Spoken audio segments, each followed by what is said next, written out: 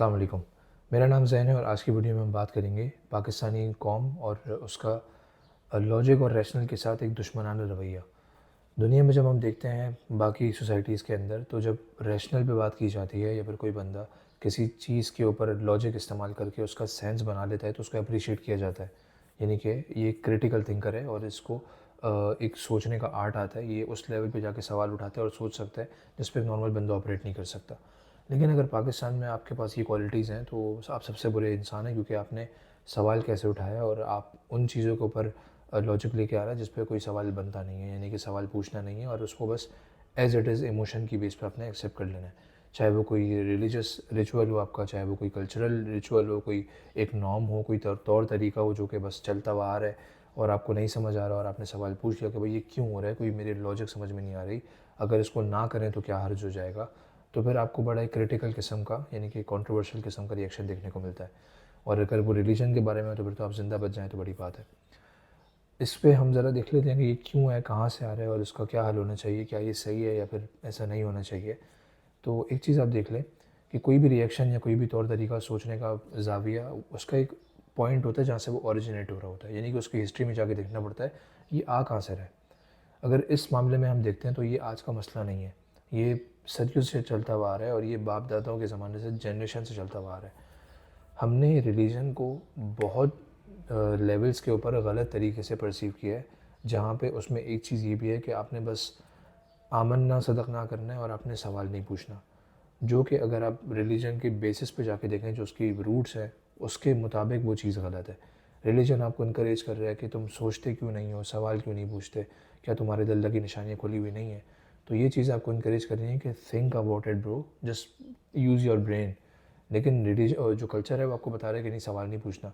और इसी तरह से हमारा कल्चर चूँकि रिलीजन से बहुत जुड़ा हुआ है, तो उसके अंदर भी हमने चीज़ें इंप्लीमेंट कर दी कि भाई बड़ों से आपने जवाब नहीं देना, आगे से सवाल नहीं करना, ज़िद बहस नहीं करनी, आगे से बात नहीं करनी। तो इस वजह से बहुत सारी जगहों पे हमें प्रॉब्लम हो रहा है और ये हमारी एक तरह से सोसाइटी की फितरत बन गई है। यानी कि अगर हम बात कर लें, हमारी शादियाँ हैं, हमारे लेन देन के मामले हैं, हमारे कारोबार हैं, हर हर चीज़ के अंदर हमें वो स्टूपिड चीज़ें देखने को मिलती हैं कि यार अगर दुनिया में कोई देख ले बोले यार ये सच में पागल कौम है, इसका दिमाग ही काम नहीं करता, ये कोई करने वाली चीज़ है। लेकिन आप क्योंकि बोल नहीं सकते, ये एक तरीका है जिस तरह काम होता है। तो ये चीज़ हमें बहुत जगहों पे जो है ना वो ग्रो नहीं होने देती। आप सिर्फ़ उस हद तक ग्रो कर सकते हैं जहाँ तक आपका दिमाग कैपेबल है और जहाँ तक वो ऑपरेट कर सकता है। जब आपने क्रिटिकल थिंकिंग को अपने ऊपर हराम कर लिया ना, क्रिटिकल थिंकिंग करनी ही नहीं है, रिलीजन पे तो ख़ास तौर में, तो फिर आपकी सोसाइटी सिर्फ़ इमोशन की बेस पे ही आगे चलेगी और एक पूरा मुआशरा जो कि लॉजिक से बिल्कुल दूर इमोशन पे चल रहा है, तो आप उससे जहालत के अलावा क्या चीज़ एक्सपेक्ट कर सकते हैं, मुझे ये बता दें। हमें अगर इम्प्रूव करना है ख़ुद को तो हमें सिर्फ़ और सिर्फ़ जो ऊपर वाला बॉक्स है ना, इसको थोड़ा-सा एक कैलिब्रेट करना पड़ेगा, इसको ज़रा एक हाई लेवल पे लेके जाना पड़ेगा। अगर ये चीज़ सही है ना, तो बाहर कुछ भी हो रहा हो, आप हर चीज़ के ऊपर कोई ना कोई सॉल्यूशन निकाल लेंगे, कोई ना कोई एक वे आउट निकाल लेंगे ऑपरेट करने का और आप आगे निकल जाएँगे। ऐसी मिसालें भरी पड़ी हैं, किस-किस सर्कमस्टांसेस में, किस-किस एनवायरनमेंट के अंदर लोगों ने कहाँ-कहाँ से ग्रो किया है।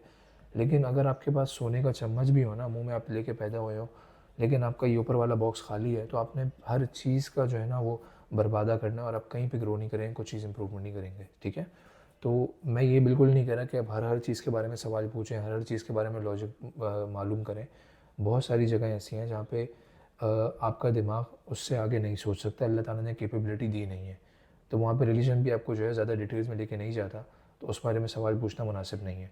लेकिन फॉर गॉड सेक यार, नॉर्मल चीज़ों में तो आप अपनी लॉजिक इस्तेमाल कर लेना, नॉर्मल चीज़ों में दिमाग का इस्तेमाल कर लेना।